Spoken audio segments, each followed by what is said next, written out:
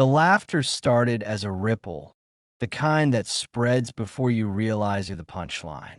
It was my brother-in-law Mark's birthday dinner, one of those loud, crowded affairs where everyone talks over everyone else. Glasses clink nonstop, and jokes fly like darts. We were squeezed into a long table at a trendy restaurant downtown, the kind with exposed brick walls and menus you need a flashlight to read. My wife, Lena, sat beside me, her leg casually brushing mine under the table. At that moment, I felt perfectly at ease, unaware that a single sentence was about to tilt the ground beneath my feet. Someone, I think it was Mark's wife, Julia, suggested a game. "Let's do one of those honesty questions," she said, already grinning. "You know, harmless stuff. It'll be fun." Harmless. That word should have warned me. The question started light. Favorite childhood memory. Worst job ever. Celebrity Cruz. The table warmed up, people leaning in, enjoying the mild thrill of confession. Then Mark, already a little drunk, leaned back in his chair and smirked. "Okay," he said, pointing his fork toward Lena. "Hypothetical. If you had to choose, absolutely had to, would you rather kiss your husband or a total stranger?" There was a beat of silence. A short one, but long enough. Lena laughed. Not nervously, just easily. "A stranger," she said. For a second, no one reacted. Then the table erupted. Laughter burst out in waves. Loud, surprised, delighted. Someone slapped the table. Someone else nearly snorted wine through their nose. Mark doubled over, howling like he'd just won the lottery. Even Julia covered her mouth. Shaking with laughter, I didn't laugh that I smiled, because that's what you do when you're blindsided in public. You smile and let the moment pass. Tell yourself it's a joke, that it doesn't mean anything. But inside, something tightened, like a knot pulled too fast. Lena glanced at me, still smiling, clearly amused by everyone's reaction. She gave my arm a little squeeze, as if to say, "Don't be so serious." "Oh, come on," she added. "It's hypothetical. He knows I love him." More laughter that I nodded. I even lifted my glass. "Cheers to strangers," I said lightly, and a few people clinked glasses with me, still chuckling, but the laughter didn't feel harmless anymore. It felt sharp. As the conversation moved on, I faded into the background, listening but not really hearing. My mind replayed her answer again and again.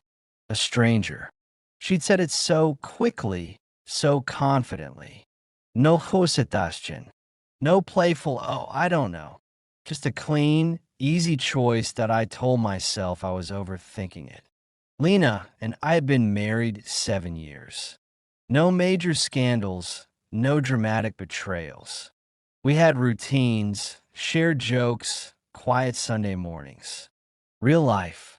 Not movie love, but solid enough, or so I thought. Still, something about that moment clung to me on the drive home. The city lights streaked past the windows, and the car was filled with that heavy silence that only comes after social noise. Lena scrolled through her phone, smiling at something, completely relaxed. I kept my eyes on the road. "You're quiet," she said eventually. "Just tired." I replied. She hummed, unconcerned. "It was a fun night, though. Your sister was in rare form." "Yeah," I said, that we didn't mention the question. I wasn't sure I wanted to. Part of me feared sounding insecure, petty. Another part feared what she might say if I did ask. That night, sleep didn't come easily. Lena fell asleep quickly, her breathing steady beside me. I stared at the ceiling, replaying not just her words, but the laughter. The way everyone had found it so funny, so obvious. As if, of course, she'd rather kiss a stranger than me. As if that was the expected answer. The next few days were normal on the surface. Work, errands, dinners together. But I noticed things I might have ignored before. How she spent more time on her phone. How she seemed a little distant, a little impatient when I asked about her day.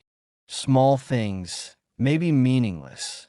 Or maybe not that on Thursday evening, we were invited to a small get-together at a friend's place. More intimate than Mark's party. Just a handful of people, wine conversation. I almost declined, but Lena seemed eager to go. "Come on," she said. "You've been so serious lately. You need to relax." So we went out to tea some point. The conversation circled back to relationships. Someone mentioned truth or dare nights in college, and another joked about how dangerous honesty games can be. A few people laughed knowingly. Then Julia, who was also there, grinned and said, "Careful what you ask. Remember Mark's birthday?" A couple people chuckled. Lena laughed too, rolling her eyes. "Oh, God," she said. "That was nothing." I felt the familiar tightening in my chest. Before I could stop myself, I spoke. "Was it nothing?" I asked, my tone calm, almost curious. The room quieted slightly. Lena turned to me, surprised. "What do you mean?" she asked. I took a sip of my drink, setting the glass down carefully. I could feel eyes on me now. The same people who had laughed before, sensing something shifting. "I mean," I said, meeting her gaze, "you said you'd rather kiss a stranger." Everyone laughed, but no one asked why. The silence thickened. Lena opened her mouth, then closed it, clearly caught off guard. That was when I realized something important. I hadn't given my epic response yet. And when I did, the laughter wouldn't sound the same at all. Lena stared at me, her smile frozen halfway, as if she hadn't expected the moment to follow her out of that restaurant. Around us, people shifted uncomfortably, suddenly very interested in their drinks. Julia cleared her throat. Someone coughed. The easy buzz of the evening dimmed. "Why are you making this a thing?" Lena asked, her voice light but strained. "It was a joke." I nodded slowly. "I know it was meant to be funny," I said. "That's not what I'm asking." She crossed her arms, a familiar defensive gesture I'd seen before during smaller arguments. "Then what are you asking?" I looked around the room once more before answering, realizing something else too. This conversation wasn't just for her anymore. Everyone who had laughed was now listening. "I'm asking what made the answer so easy," I said quietly, and one laugh this time. Lena exhaled sharply. "Because it was hypothetical. Because it didn't matter." "But it did matter," I replied. "At least enough to say it out loud." She shook her head, clearly annoyed now. "You're reading way too much into this. It was one silly question." I leaned back in my chair, keeping my voice even. Silly questions don't usually reveal uncomfortable truths unless there's something underneath. The words hung there, heavier than I intended. Julia shifted in her seat, glancing between us. One of the guys muttered, "Awkward," under his breath. Lena's eyes flashed. "So what? Now you're implying I don't love you because of stupid party game." "No," I said.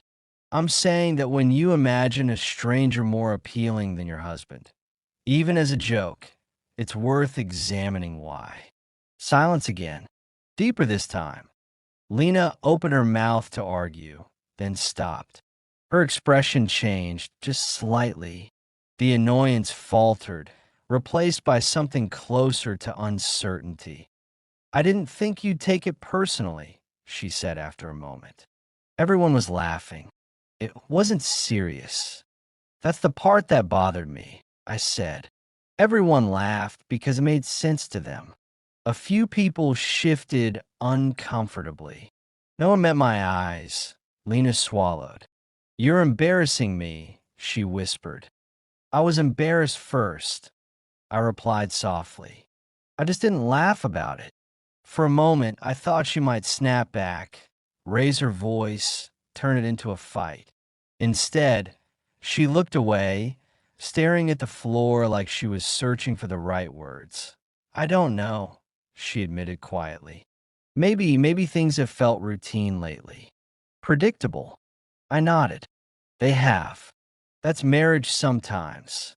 But predictable can feel invisible, she said. Her words stung, but they also clarified something I'd been avoiding. The room felt smaller now, the air thicker that I straightened in my chair. If a stranger feels more exciting than the person who's stood by you for years, I said, that doesn't make the stranger special. Lena looked back at me, eyes widening slightly. It means we stopped seeing each other. I continued, and a one interrupted. No one laughed. Every person in the room seemed to realize they were witnessing something real, not entertainment. And that, I added, is what I actually wanted to respond to that night. Lena didn't speak. She just stared at me as if hearing me for the first time. And I knew this conversation wasn't over. It was only getting started. We left soon after that. No dramatic exit, no slammed doors, just quiet goodbyes and forced smiles. The ride home felt longer than usual, every red light stretching the silence between us. Lena stared out the window this time, her reflection faint in the glass, while I drove with both hands tight on the wheel that AT home. She kicked off her shoes and went straight to the kitchen, pouring herself a glass of water she didn't drink. I leaned against the counter, watching her pace. I didn't mean for that to happen, she said finally, her back still turned to me. I know, I replied. But it did. She sighed, rubbing her temples. I feel like you cornered me in front of everyone. I didn't plan it, I said. But I also didn't plan on feeling small in front of everyone at your brother's birthday. That made her turn around. Her eyes softened, guilt creeping in. I wasn't trying to hurt you. I believe you, I said. But intentions don't erase impact. She sat down at the table, shoulders slumping. I guess I didn't realize how disconnected I've been feeling until you said it out loud. I pulled out a chair across from her. Disconnected from me, or from us? She hesitated. That pause told me more than any answer could have. From us, she said quietly. Somewhere along the way, we stopped trying. We stopped flirting. We stopped surprising each other. Everything became schedules and responsibilities. I nodded. That's true, but strangers don't fix that. I know, she said quickly.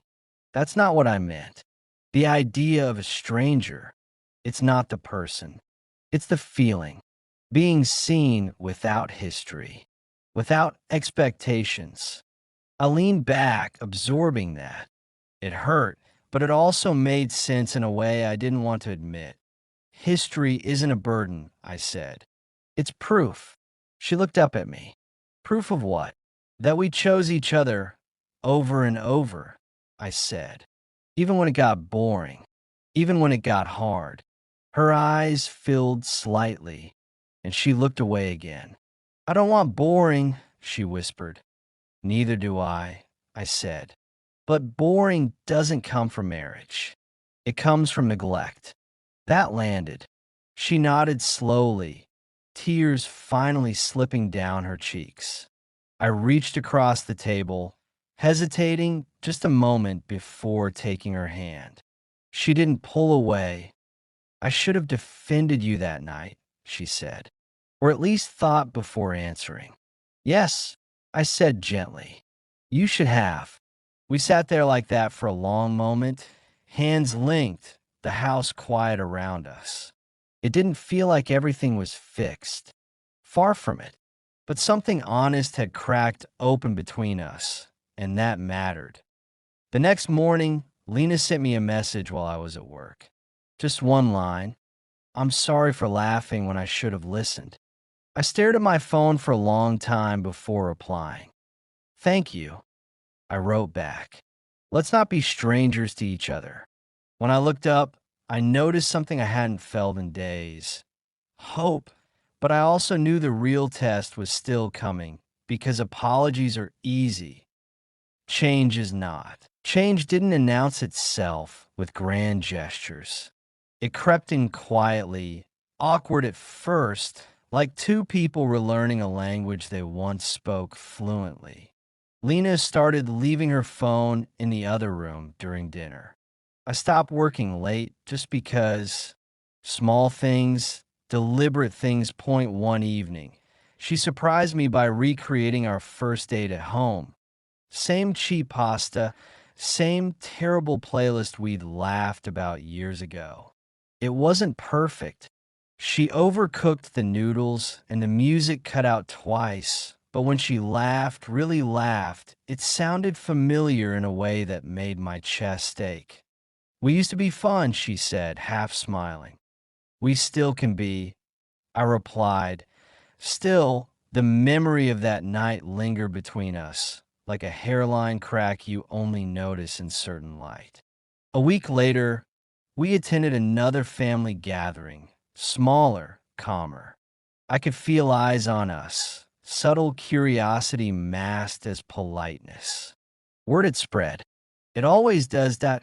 At one point, Mark pulled me aside. Hey, he said, rubbing the back of his neck. About my birthday. I didn't think it'd turn into all that. I know, I said, but jokes land where they land. He nodded, uncomfortable. For what it's worth, you handled it differently than most guys would have. I gave a small smile. I didn't want to win a laugh. I wanted to be heard. Later that evening, someone, inevitably, brought up the infamous question again, laughing as if it were a shared memory now. Kiss your spouse or a stranger, they joked. Still the best answer ever. Before I could say anything, Lena spoke. I'd choose my husband, she said clearly. The laughter faded into murmurs. Someone raised an eyebrow. Someone else awkwardly chuckled. Why? Julia asked, genuinely curious this time. Lena didn't look at me when she answered. She looked at them. Because strangers are easy, she said. They don't carry your flaws or your history, but they also don't stay. Choosing your spouse means choosing the person who sees you when you're tired, boring, and wrong, and still shows up. The room was silent. She finally turned to me then, her eyes steady. And because I learned that excitement isn't found, it's built. I didn't smile. I didn't need to. The weight of her words did what laughter never could on the drive home. She reached for my hand first this time. I meant that, she said. I know. I replied. That night, as we lay in bed, she rested her head on my chest like she used to, tracing slow circles with her finger. Thank you for not making me the villain, she whispered, even when you could have. I stared at the dark ceiling, thinking about how easy it would have been to fire back with anger, with ego. I wasn't trying to win, I said. I was trying to protect what we had. She squeezed me a little tighter. You did. And for the first time since that laughter at the restaurant, the silence between us felt full instead of empty. Only one part of the story remained unfinished. The part everyone thought was already over to IT wasn't. The unfinished part revealed itself a month later at another dinner table, with many of the same faces and a few new ones. This time, the question wasn't asked as a joke. Mark raised his glass and said, Before we eat, I just want to say something. He glanced at me, then at Lena. That night at my birthday, I think a lot of us laughed because we recognized ourselves in it. And maybe that wasn't fair. The room was quiet, attentive in a way it hadn't been before.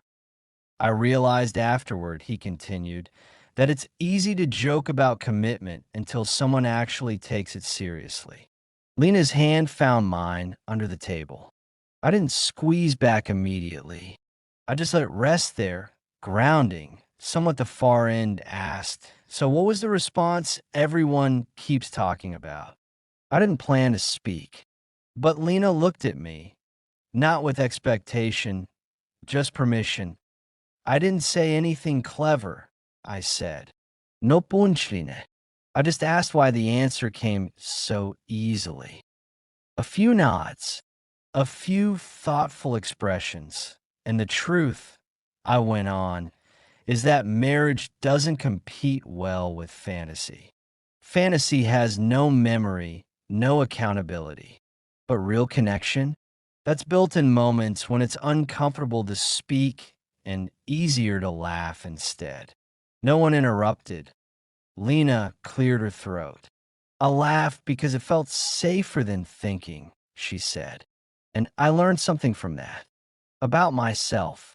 About us. She turned to me fully now. I don't want safety if it costs honesty. The words settled into the room, heavy and sincere. After dinner, people lingered longer than usual. Conversations were quieter, more real. No one suggested games.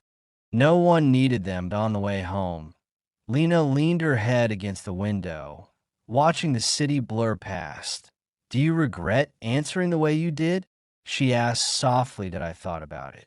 About the sting, the silence, the risk. "No," I said, because pretending it didn't matter would have been easier, but it would have made us strangers. She nodded slowly. "I don't want that." Neither did I. That night. We sat on the couch, not talking much, just existing together. No phones, no distractions, just shared space and quiet understanding.